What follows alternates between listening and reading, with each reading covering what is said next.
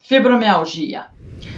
Bom, 3% da população brasileira hoje sofre com fibromialgia, gente.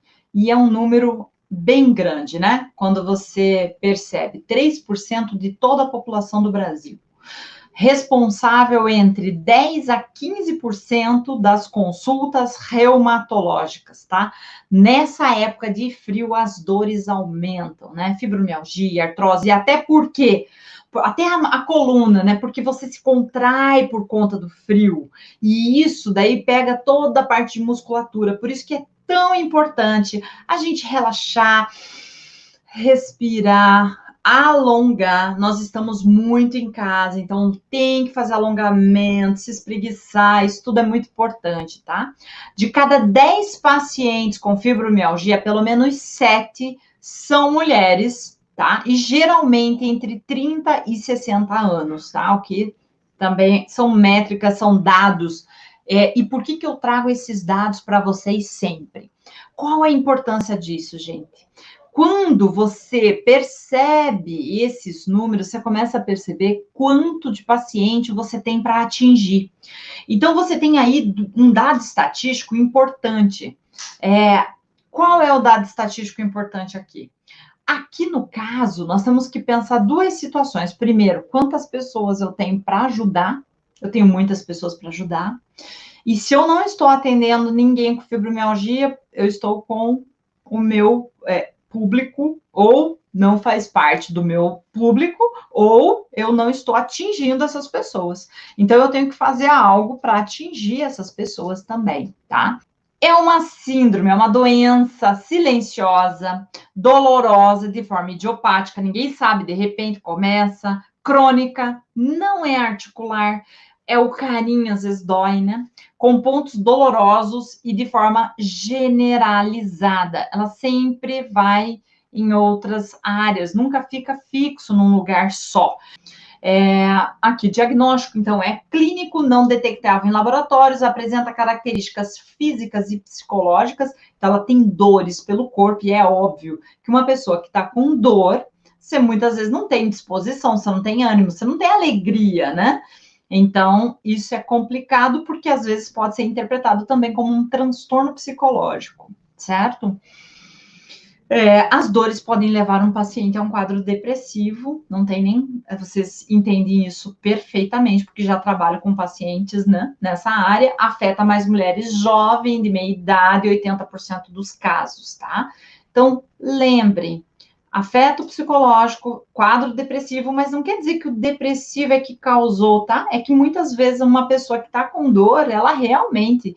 Quem que vai ficar animado, alegre, feliz, contente com dor, né, gente? O que eu posso fazer com as minhas pacientes, coitadinhas? Bom, vocês sabem, e muitos de vocês já me acompanham, sabem que a gente vai sempre usar os 3 pontos principais.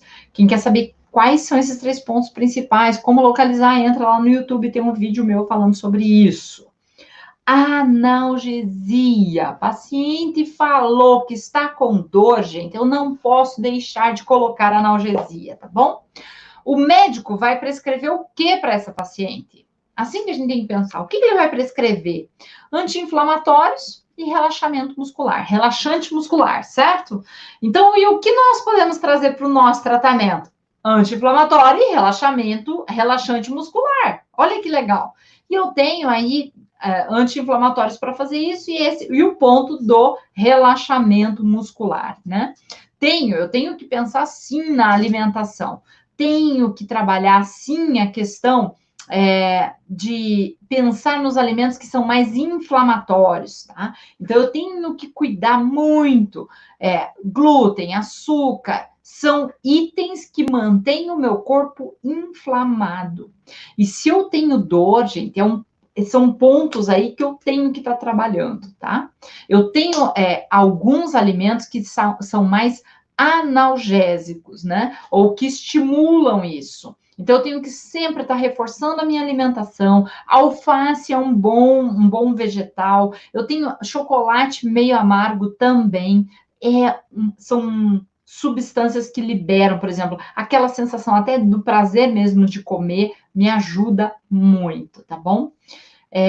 Aqui, tálamo. A gente aqui, ó, eu estou descrevendo pontos que eu posso usar para dor, tá? Tálamo, por exemplo, para as dores neuropáticas, ele vai ter uma ação eficaz. Encéfalo também. A dor da fibromialgia, gente, ela não passa com analgésico simples. Se ela não passa com analgésico simples, eu não posso pensar num ponto de analgesia somente para essa dor, né? Eu tenho que pensar mais, né? Eu tenho que pensar em mais pontos para dor e carregar mais mesmo.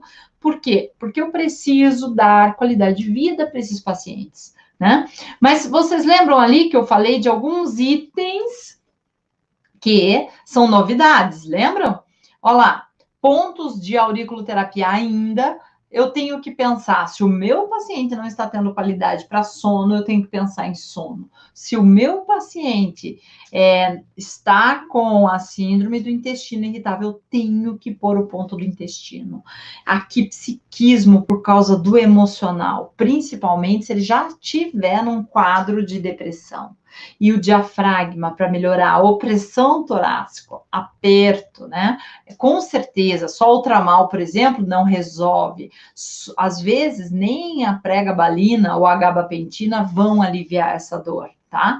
Às vezes o paciente se entope de medicamento e ainda assim a dor não passa.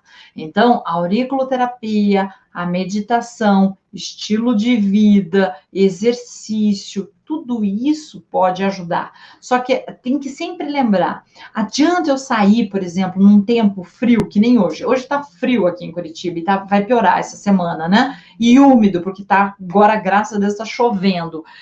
Esse clima é um clima terrível para quem tem fibromialgia. Então, agora, eu sair de casa para fazer exercício, não é a hora. Que horas é?